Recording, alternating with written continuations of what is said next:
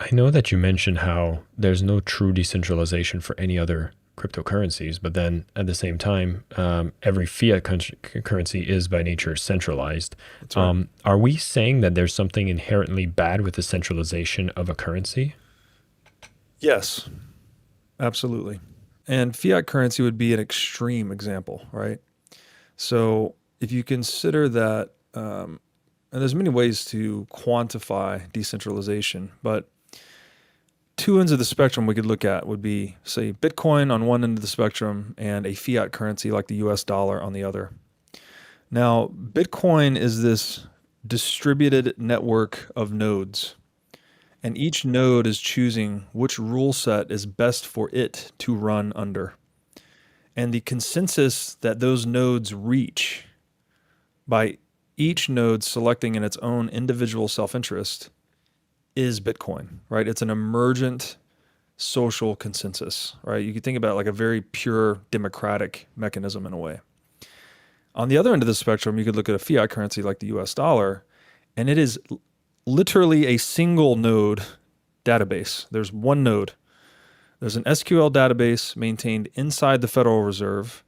They can update the database however they please, right? They can award themselves new dollars. Print money is the colloquial term most people use.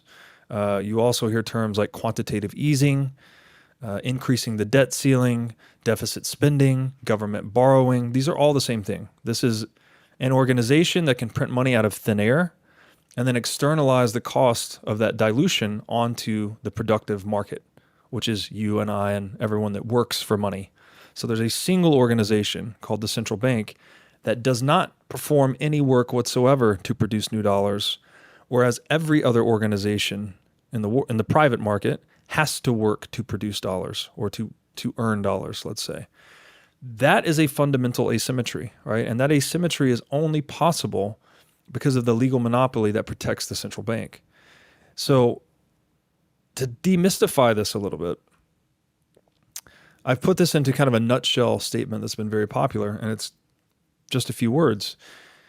Inflation is legal counterfeiting. Counterfeiting is criminal inflation. They are economically identical. They are only legally, there's only a legal distinction between the two. There is no economic difference whatsoever. So, you know, what George Floyd, right? He was using a counterfeit $20 bill, counterfeit, that he or someone else produced outside of the Federal Reserve, and that was one of his original crimes. That's the same activity that the Federal Reserve does by the trillion, right? Federal Reserve has increased the money supply by $8 trillion for the past 3 years, at least. There's no difference between those two things. There's just an in-group and an out-group. So it's a criminal enterprise. It's a legally enforced injustice, let's say.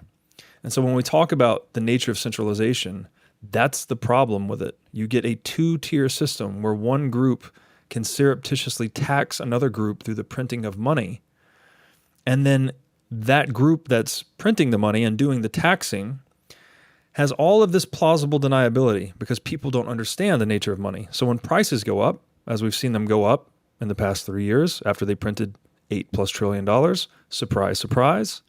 If you go and read mainstream media headlines today, you'll see things like, well, prices have risen because Putin started a war. Prices have risen because supply chains have been disrupted. Prices have risen because Beyonce had a concert. That's not a joke, by the way. That's a real headline. They blamed Beyonce for inflation. I know it's not a joke. It was Taylor Swift a couple weeks Taylor ago or Swift, something. yes. So the mainstream media mechanism, which is controlled and owned by the central banking shareholders, they can actually, it's a very pernicious problem because they're using this purchasing power that's being stolen through inflation, through the counterfeiting of currency. They can use it to fund these psyops in mainstream media and blame the price increases on everyone else, anyone else. You'll never see a mainstream media article saying, hey, the Fed printed $8 trillion and increased the money supply 40 to 50% over the past 3 years. Maybe that has something to do with prices going up. You'll never see that. And it's so blatantly obvious if you spend just a few minutes studying how this economic system works, yet most people don't do the work, and they just sort of take the lies at face value. So I guess the short answer to your question is, yeah, centralization is inherently evil, right? You're creating rules for thee and not for me, right? If the idea of Western civilization is that we are to all be equal in the eyes of the law, then this is a fundamental violation of law itself. It's a legally enforced injustice. And fortunately, people are waking up, right? You see the lead candidate for prime minister in Argentina today is now saying this very thing. He's running on a platform of central banking is a scam. As prime minister, the first thing I will do is dismantle the central bank.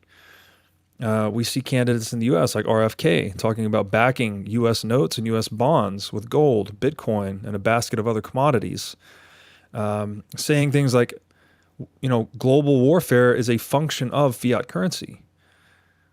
When you can print money, when the government war machine can print money, it's no longer confined to the wealth of its own war chest, right? It doesn't have a limited balance sheet. It can now tap into the savings of society by printing currency and diluting savers. Everyone that uses the currency, it can steal from them to wage much larger and much more devastating wars. This is why World War I and World War II were so severe in terms of their scale, scope, and duration, because these countries had access to a printing press. So the banality of evil that is related to the centralization of money runs very deep. You get deception, you get global warfare, and you get this two-tier economic and political system that is, I would say, equivalent to a modern form of serfdom. Thank you so much for listening to the Selling with Love podcast. We have some previous episodes you can tune into right here. And if you prefer the short form content where you get to the point in under 10 minutes, we do have a ton of clips from our best episodes that are being shared on this channel as well. So pick which one supports you the most. And of course, thank you for liking, subscribing, and of course, selling with love.